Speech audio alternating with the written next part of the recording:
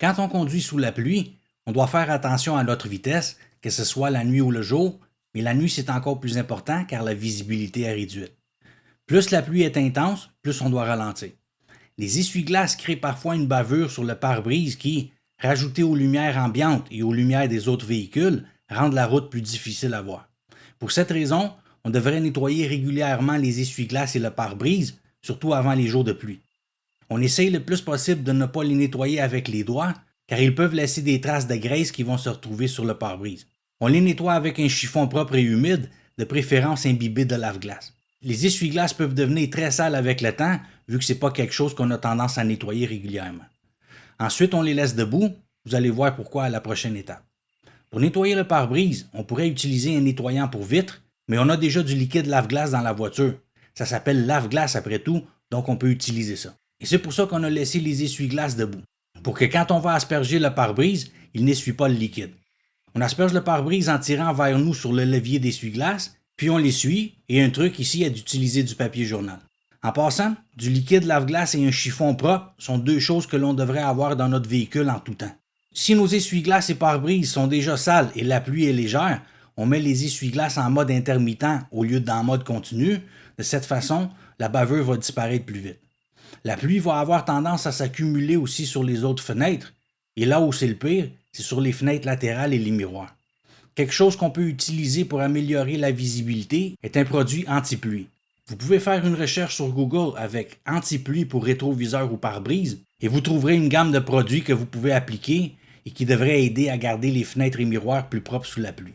De plus, les reflets des lumières sur l'asphalte rendent les intersections avec feux de circulation plus difficiles à voir, en particulier les feux jaunes puisqu'ils se fondent dans les lumières des rues. Pas vraiment dans ce cas-ci, vu que les lampadaires sont plus hauts, mais dans certains cas, oui. Donc on cherche toujours des points de référence pour repérer les intersections. Les arrêts de bus, le bord arrondi du trottoir, en gros tout ce qui peut nous donner une idée de l'endroit où l'intersection commence. La lueur qui disparaît sur le côté des trottoirs peut aussi nous donner une bonne idée d'où l'intersection commence. Tout ça est instinctif pour les conducteurs expérimentés, mais ça cause souvent des problèmes avec les débutants. Aussi, comme je l'ai dit dans la première vidéo de cette série, on peut chercher les réflexions sur les voitures stationnées et sur le sol pour voir s'il y a d'autres véhicules qui approchent des côtés aux intersections. Quand on cherche les reflets sur le sol, on va mieux les voir quand le sol est mouillé, car l'eau reflète mieux les lumières. L'un des animaux les plus impliqués dans des collisions avec des véhicules est le chevreuil, et c'est la nuit qu'ils sont le plus actifs. Ce qu'on doit faire dans le cas où un d'entre eux surgit devant nous est difficile à déterminer, parce qu'on ne sait jamais où et comment ils vont apparaître.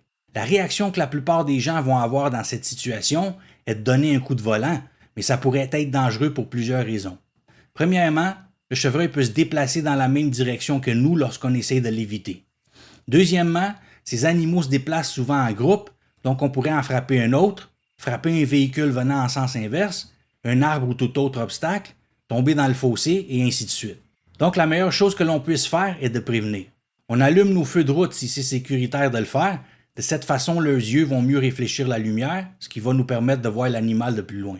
On réduit notre vitesse au besoin et on balaye visuellement constamment les côtés de la route d'où il pourrait sortir, surtout quand on voit des panneaux comme celui-ci qui indiquent que l'on approche d'une zone où il y a une plus grande probabilité qu'il y en ait. Si on conduit sur une route à 3 voies ou plus, on essaie de rester dans l'une des voies du milieu, si c'est permis par la loi à l'endroit où on conduit, dans ce cas-ci, celle du centre.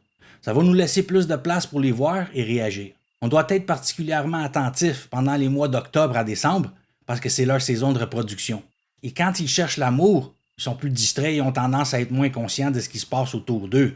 Comme nous autres les êtres humains finalement, même chose. Si un chevreuil devant nous est ébloui par nos phares, il risque de rester là à nous regarder et ne bougera pas du tout. On pourrait être tenté d'éteindre les lumières pour arrêter de les aveugler, mais ça pourrait être évidemment très dangereux car on deviendrait à peine visible pour les autres conducteurs. Ce qu'on peut faire, c'est faire signe de lumière et de klaxonner plusieurs fois. Ça pourrait leur faire peur et les faire éloigner. Et en passant, si jamais on en frappe un, on doit avertir les autorités. Ne pas le faire pourrait entraîner de lourdes amendes et beaucoup de points de démérite à certains endroits. Il en va de même pour les autres animaux de grande taille, comme les orignaux, les ours et ainsi de suite. Même les gros animaux domestiques comme les chiens. Et en parlant de chiens, on va en croiser aussi la nuit, ainsi que des chats, en particulier dans les zones résidentielles. Pour une raison quelconque, ils ont tendance à sortir souvent la nuit. Alors soyez attentifs, soyez prudents et bonne route.